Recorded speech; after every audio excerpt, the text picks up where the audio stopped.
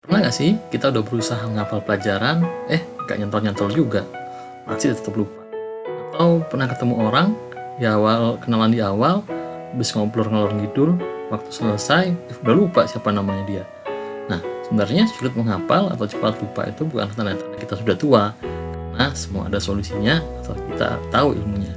Kali ini kita akan menyelami isi buku Limitless dari Jim Kwik yang membongkar rahasia meningkatkan kemampuan otak kita. Bagi yang belum tahu siapa itu Jim Kwik, yang jelas dia bukan anggota trio Kwik-Kwik. Nah, ketahuan ya generasi tahun berapa. Saya kenal Jim Kwik dari podcast Kwik Brain, podcast yang khusus membahas tentang cara memperbaiki kinerja otak kita. Recommended banget untuk didengerin buat kalian yang masih punya otak mesum. Nah, dia nulis buku yang diterbitkan pada 2020. Saya nggak tahu apakah sudah di Indonesia karena saya mempunyai alat Kindle. Nah, tentang apa sih bukunya? Itu judulnya Limitless, membahas teknik-teknik memperbaiki pola pikir otak kita untuk mencapai keadaan limitless, tidak terbatas. Siapa tahu bisa nyanyi Just No Limit.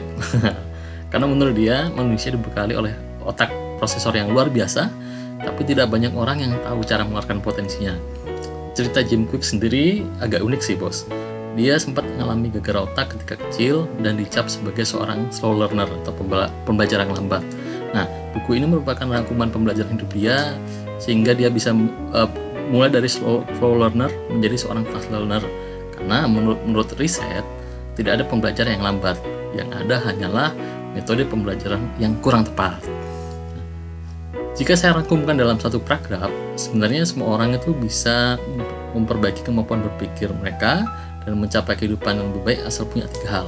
Pertama, punya mindset yang tepat. Kedua, punya motivasi yang kuat. Dan ketiga, menerapkan metode yang bermanfaat.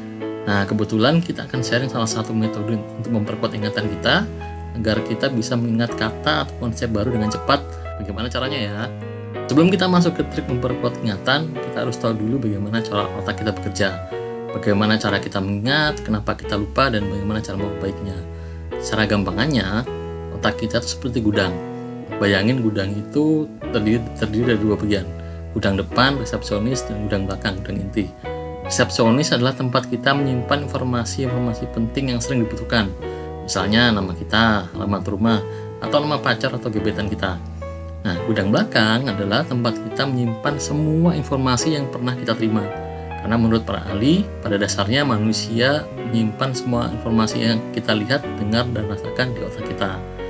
Proses mengingat pada dasarnya adalah perintah kepada saraf kita sebagai kurir untuk mengambil informasi yang kita butuhkan di gudang bernama otak.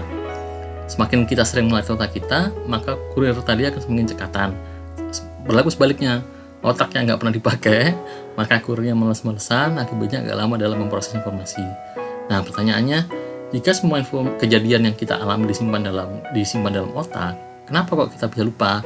Kenapa saya bisa ingat tanggal lahir ibu saya, tapi kenapa saya kok bisa lupa rumus kimia yang pernah saya baca? Penjelasannya sederhana, karena seperti gudang, pasti ada barang-barang stok lama yang tidak pernah keluar gudang. Dalam artian, informasi itu jarang kita panggil. Proses lupa itu sendiri, menurut para ahli, adalah ketidakmampuan saraf kita untuk mencari informasi yang kita butuhkan di dalam gudang itu.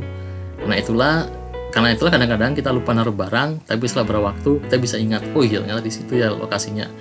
Nah, terus solusinya gimana? Tenang bosku, ada trik yang bisa kita akali agar cepat mengingat informasi baru dan cepat lupa.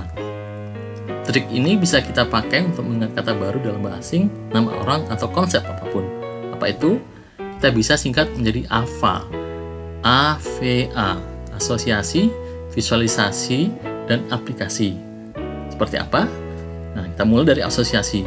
Jika kita mendengar sebuah kata atau konsep yang asing, maka jika kita menyimpannya mentah-mentah, kurir otak kita akan kesulitan menemukan informasi itu ketika ingin kita panggil.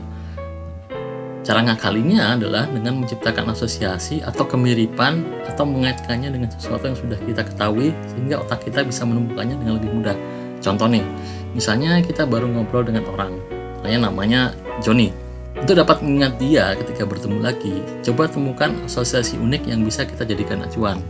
Misalnya, mungkin profesinya, mungkin tempat bertemunya, atau mungkin mirip artis tertentu.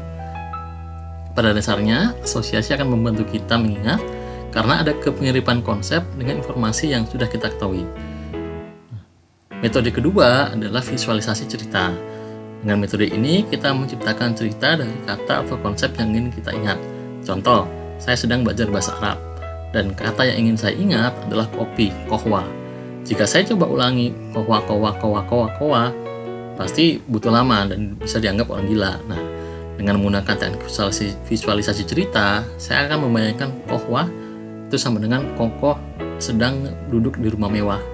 Nah, saya menciptakan gambar, yaitu adalah sebuah kokoh-kokoh yang sedang duduk di rumah mewah, dia sambil menyeruput sesuatu. Apa itu? Oh, minum kopi enak kali ya. Berarti kohwa adalah kokoh duduk di rumah mewah yang sedang minum kopi. Berarti kohwa adalah kopi. Kopi adalah kohwa. Nah, Anda bebas membuat gambaran aneh, semakin absurd dan nyeleneh, biasanya akan semakin mudah diingat. Untuk yang ketiga, jurus ketiga yang bisa kita pakai adalah aplikasi. Aplikasi itu berarti kita harus langsung mempraktekkan apa yang ingin kita ingat.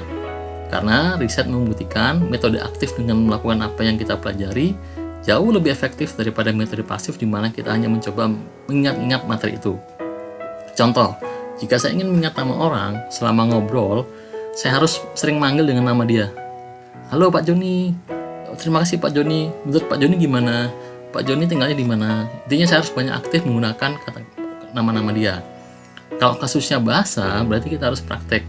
Jika misalnya saya ingin mengingat kata kopi, maka cara terbaik untuk mengingat hal itu adalah saya harus membuat kopi, menyeruputnya sambil mau praktekkan apa sih bahasa Arabnya saya minum kopi. Misalnya kalau minum kan syaroba yashribu, berarti ashrabu kohwa, saya minum kopi. Gabungan tiga teknik tadi, asosiasi, visualisasi, dan aplikasi atau yang kita singkat AVA, secara ilmiah mampu meningkatkan kemampuan otak kita dalam mengingat hal-hal baru. Metode ini jauh lebih cepat daripada metode pengulangan yang membutuhkan repetisi yang tidak sedikit dan juga waktu yang tidak sebentar. Oke, demikian tips singkat untuk meningkatkan memori dan bagaimana cara mengingat hal baru yang saya sarankan dari buku Limitless karya Jim Kwik. Menurut saya buku ini wajib dibaca bagi siapa saja yang ingin belajar mengoptimalkan potensi otak mereka dan mencapai kehidupan yang lebih baik. Akhir kata, sampai jumpa di lain waktu. Semoga Anda dinikahkan dengan ilmu.